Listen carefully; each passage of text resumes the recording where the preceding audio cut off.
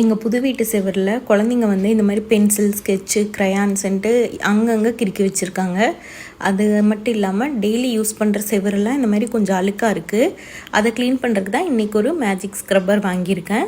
இது வந்து வெறும் செவரு மட்டும் இல்லாமல் ஷூ, பைப் அந்த மாதிரி எக்கச்சக்கமாக நிறையா 100+ ஏரியாஸை வந்து க்ளீன் பண்ணணும்னு சொல்லியிருந்தாங்க.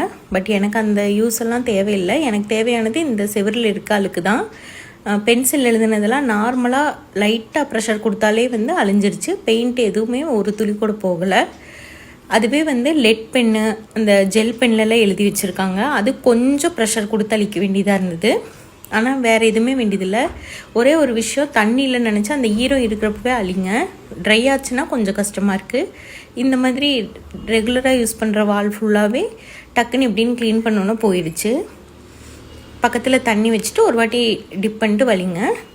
ஸ்டெப்ஸ் இறங்குறப்ப பக்கத்தில் இருக்க செவரில் கையை ஊனி ஊனி இறங்குவோம்ல, அந்த செவரு ஃபுல்லாகவே நல்லா அழுக்காக இருந்தது. அதையும் இந்த மாதிரி ஓவராலாக தண்ணியில் டிப் பண்ணிட்டு அதை அப்படியே புழிஞ்சிட்டு தொடச்சோன்னா நல்லா நீட்டாகவே போயிடுச்சு. சின்ன சின்ன இடத்துல இங்கு கரையெல்லாம் பண்ணியிருந்தாங்க, அதுவும் போகுது.